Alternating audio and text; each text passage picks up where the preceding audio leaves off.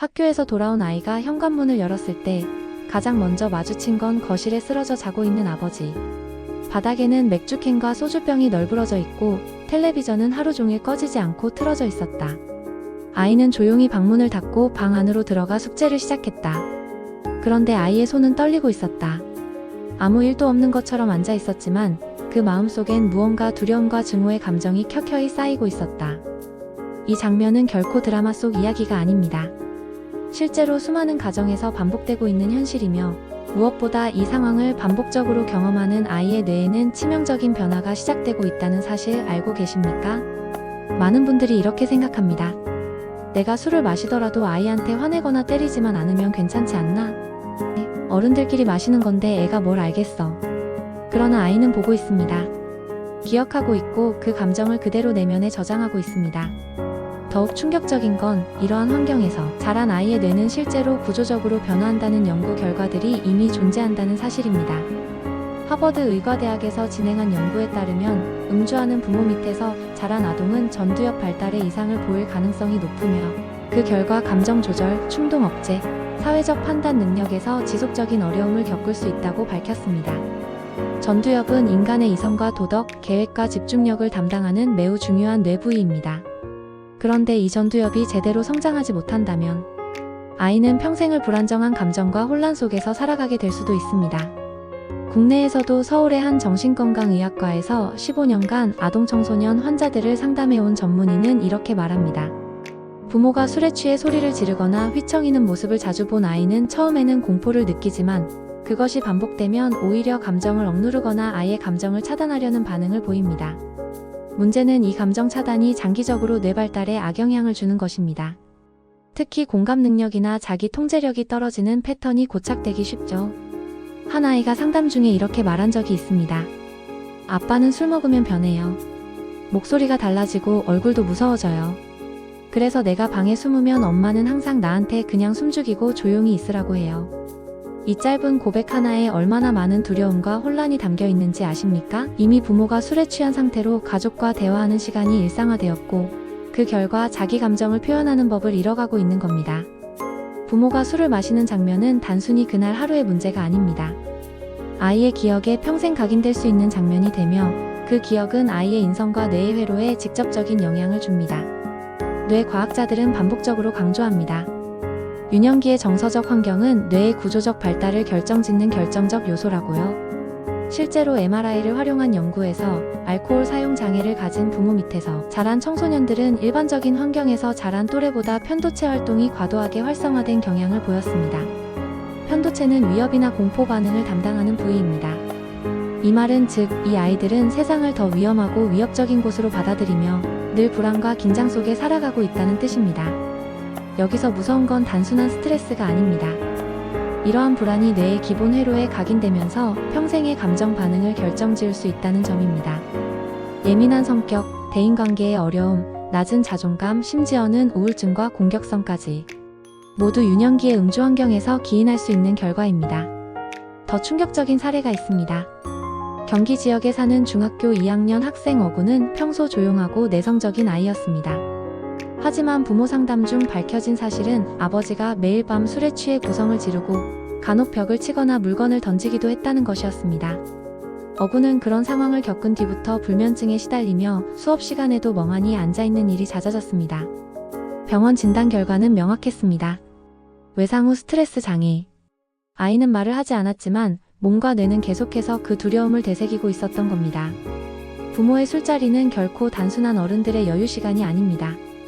아이가 그것을 어떻게 인지하고 해석하느냐에 따라 그것은 가장 위험한 뇌 발달 방해 요인이 될 수 있다는 사실 기억하셔야 합니다. 이제 궁금하실 겁니다. 아이가 이러한 영향을 덜 받으려면 어떻게 해야 할까? 어떤 대화를 시도해야 하고 어떤 환경을 만들어줘야 할까? 혹은 지금까지 이미 영향을 받은 것 같은데 회복은 가능한 걸까? 술 마시는 아버지를 보며 자란 아이는 자라면서 과연 어떤 어른이 될까요? 옛날 그렇게 자라온 사람들 중 많은 분들이 이렇게 이야기합니다. 그래도 내가 아버지 밑에서 자라 힘들었지만 지금은 잘 살고 있어. 결국은 다 지나가는 일이야. 정말 그럴까요? 하버드대에서 수행한 장기 추적 연구에서는 놀라운 결과가 나왔습니다. 어린 시절 알코올 의존 부모 아래에서 자란 사람들은 30대 이후 정신, 건강 문제를 겪을 확률이 일반인보다 3배 이상 높았고, 그중 다수가 관계 불안, 정체성 혼란, 직장 내 정서 조절 문제를 호소했다고 보고되었습니다. 그들은 나는 평범하게 자랐다고 생각했는데 왜 이렇게 사는 게 불편한지 모르겠다고 말했습니다. 그러나 분석해보면 뇌의 스트레스 반응 체계가 이미 유년기에 비정상적으로 설정되어 있었던 것입니다. 경기도에 거주하는 40대 직장인 김모 씨는 한 상담센터에서 이런 고백을 했습니다. 아버지는 매일 밤 술을 드셨고 술만 드시면 가족들에게 행패를 부리곤 하셨죠. 엄마는 그런 아버지를 말리다가 자주 우셨어요. 저는 그걸 지켜보다가 나중엔 그냥 귀를 막고 방에 들어가곤 했죠. 그런데 이상하게 지금도 아내가 목소리를 조금만 높이면 가슴이 벌렁거리고 아무 말도 못하게 돼요. 또 회사에서 상사가 감정적으로 대하면 그날 하루 종일 아무 일도 못하고 무기력해집니다. 김 씨는 스스로도 이유를 알 수 없다고 말했지만 상담 결과는 뚜렷했습니다. 어릴 때 반복적으로 겪은 감정적 위협이 아직도 뇌 깊숙이 저장되어 있었던 것입니다. 그렇다면 뇌는 바뀔 수 없을까요? 유년기에 한번 각인된 감정 반응은 절대로 바뀌지 않을까요? 다행히도 그렇지 않습니다.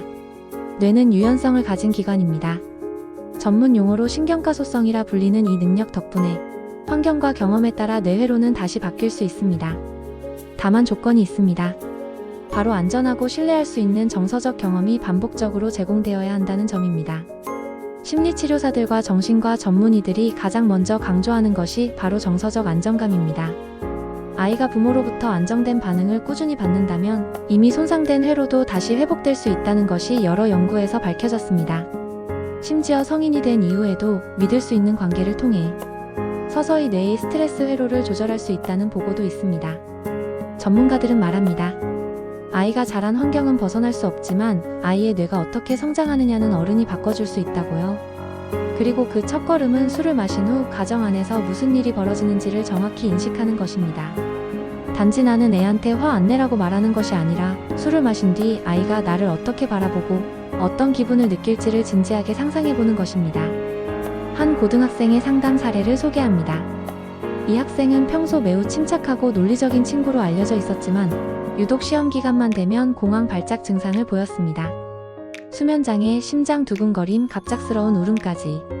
상담을 통해 밝혀진 건 시험 기간에 긴장한 자신의 모습이 어릴 적 술에 취한 아버지에게 무기력하게 대처하던 어머니의 표정과 오버랩되었다는 것이었습니다. 그 학생은 말합니다. 나도 모르게 누군가 나를 위협하거나 내가 잘해야 한다는 압박이 생기면 머릿속에서 나는 아무것도 못해라는 목소리가 계속 들려요. 이런 고백은 드물지 않습니다. 특히 한국처럼 술 문화가 일상화된 사회에서는 이런 트라우마가 무의식 깊숙이 눌려있는 경우가 많습니다. 문제는 그것이 삶 전반에 영향을 미친다는 겁니다. 직장, 부부관계, 자녀 양육, 심지어 자신의 몸 건강까지. 실제로 스트레스에 예민한 뇌 구조는 만성염증, 위장 문제, 수면장애 등 신체 질환으로도 이어질 수 있다는 연구가 많습니다. 그리고 또 하나 간과해서는 안 될 사실이 있습니다. 음주 부모 밑에서 자란 아이는 훗날 스스로가 술에 의존하는 어른이 될 가능성도 높다는 것입니다. 이것은 단순한 생활 습관의 문제가 아니라 뇌의 보상 시스템과 관련이 있습니다. 반복적으로 두려움이나 공포를 억누르며 자란 뇌는 어느 순간 도피 수단을 찾게 되는데 그중 가장 흔한 것이 알코올이라는 것입니다. 부모의 음주가 단순히 그 세대만의 문제가 아니라 다음 세대의 건강과 삶의 질에 직접적인 영향을 주는 연쇄작용이라는 점 꼭 기억해야 합니다. 이제 중요한 질문을 던져야 할 때입니다. 술 마신 아버지를 보며 자란 그 아이는 지금 어떤 어른이 되어 있습니까? 그리고 그 어른이 된 지금 아이였던 나 자신을 위해 무엇을 바꿔줄 수 있을까요? 술로부터 아이의 뇌를 지키는 일은 단순히 금주를 선언하는 것만으로 끝나지 않습니다. 문제는 얼마나 마시는가가 아니라 그 술로 인해 가정에서 어떤 분위기가 만들어지는가입니다. 아이가 느끼는 감정, 아이의 눈에 비친 아버지의 모습, 그리고 그 시간이 반복되며 뇌 안에 새겨지는 기억의 강도는 생각보다 훨씬 강력합니다. 부산에 사는 30대 초반 여성은 상담 중 이런 이야기를 했습니다. 아버지는 평소에는 다정하셨는데 술만 드시면 사람이 달라졌어요. 갑자기 방에서 나와 큰 소리로 노래를 부르거나 혼잣말을 하시고 어쩔 땐 거실 한가운데 누워서 주무시기도 했죠. 어린 저는 아버지가 또 술 마시고 변해버릴까봐 매일 저녁마다 가슴을 조이며 지냈습니다. 그 여성은 성인이 된 지금도 남편이 퇴근 후 맥주 한 캔을 들고 거실에 앉는 모습만 봐도 마음이 불안해진다고 했습니다. 이유를 모른 채 화가 나고 자신이 너무 예민한 것 같아 자책도 했지만 상담을 통해 그 모든 반응이 어릴 적 감정의 재현이라는 것을 알게 되었고 그제야 자기 삶을 이해하게 되었다고 말합니다. 이 사례처럼 아이는 부모의 말보다 분위기를 기억합니다. 술에 취한 모습으로 아이에게 사랑한다 말해도 아이는 그 말을 따뜻하게 느끼지 않습니다. 오히려 목소리의 떨림, 눈빛의 흐림, 냄새, 불안정한 걸음걸이 같은 신호들로 인해 공포심을 먼저 기억합니다. 아이의 뇌는 부모의 의도가 아니라 느낌을 먼저 받아들이기 때문입니다. 이제 한 가지 실질적인 질문으로 넘어가야 할 때입니다. 그러면 어떻게 해야 아이의 뇌가 건강하게 자랄 수 있을까요? 첫째, 아이가 정서적으로 안정감을 느낄 수 있는 예측 가능한 환경을 만들어야 합니다. 술을 마시는 날과 마시지 않는 날의 부모 태도가 너무 다르면 아이의 뇌는 세상을 예측할 수 없는 곳으로 받아들이게 되고 이것은 불안정한 애착 형성으로 이어집니다. 따라서 술을 마시더라도 최소한 아이가 깨어있는 시간에는 절대 마시지 않는 규칙을 정하고 무엇보다 아이 앞에서는 절제된 감정과 일정한 태도를 유지하는 것이 중요합니다. 둘째, 감정에 대해 솔직하게 표현하는 연습이 필요합니다. 많은 부모들은 아이가 무서워할까봐 감정을 감추거나 반대로 화를 내는 방식으로 감정을 표출합니다. 그러나 아이는 부모의 감정을 말하지 않아도 느낍니다. 예를 들어, 오늘 회사에서 조금 힘들었어. 그래서 쉬고 싶어. 너랑 이야기하고 싶지만 지금은 조금 혼자 있고 싶단다처럼. 솔직한 감정 표현은 아이에게 정서적 모델링을 제공합니다. 부모가 자신의 감정을 정직하게 표현하는 모습을 본 아이는 자신도 감정을 안전하게 표현할 수 있다는 것을 배우게 됩니다. 셋째, 정서적인 보상 경험을 꾸준히 제공하는 것입니다. 뇌는 반복되는 경험에 의해 회로를 다시 만듭니다. 아이와 함께하는 소소한 대화, 손을 잡고 걷는 산책, 따뜻한 시선, 짧은 포옹 하나가 아이의 뇌 안에서 안전하다는 신호로 작용합니다. 이 신호들이 쌓이면 과거의 불안한 기억을 덮고 새로운 정서적 경험으로 재구성되는 힘이 생깁니다. 그리고 마지막으로 부모 스스로 자신의 음주 습관에 대해 냉정하게 들여다볼 필요가 있습니다. 단지 나는 취한 적 없어, 아이 앞에서 술 안 마셔 같은 말이 중요한 것이 아닙니다. 술로 인해 감정 조절이 어렵지는 않은지, 스트레스를 알코올로 푸는 방식이 아이에게 어떤 영향을 줄 수 있는지를 진지하게 고민해야 합니다.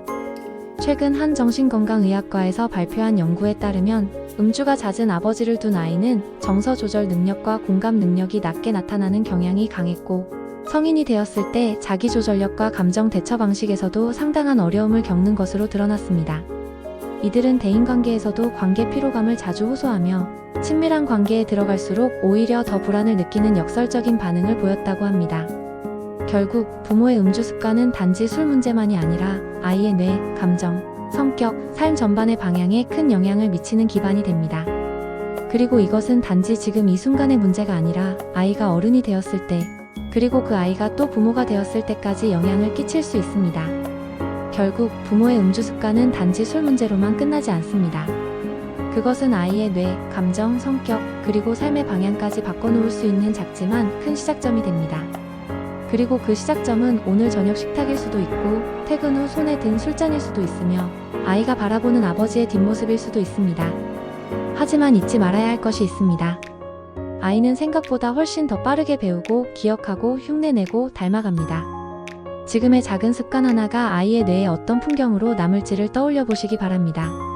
그리고 더 중요한 것은 그 기억을 바꿔갈 기회는 언제나 남아있다는 점입니다. 뇌는 유연하기에 회복할 수 있습니다. 정서도 회복됩니다. 아이도 회복합니다. 다만 그 첫걸음이 어른인 당신에게 달려있을 뿐입니다. 혹시 오늘도 술을 마실 계획이 있으셨다면 오늘만큼은 아이와 마주 앉아 한번 조용히 눈을 마주쳐 보시길 바랍니다. 그리고 자신에게 조용히 질문해 보시길 바랍니다. 지금 이 시간이 내 아이의 기억 속에 어떤 모습으로 남을까? 그 질문 하나가 인생을 바꾸는 작은 시작이 될 수 있습니다. 시청해 주셔서 감사합니다. 오늘의 영상이 도움되셨다면 좋아요와 구독, 알람 설정 부탁드립니다. 오늘도 가족들과 함께 따뜻한 하루 보내시길 바랍니다. 감사합니다.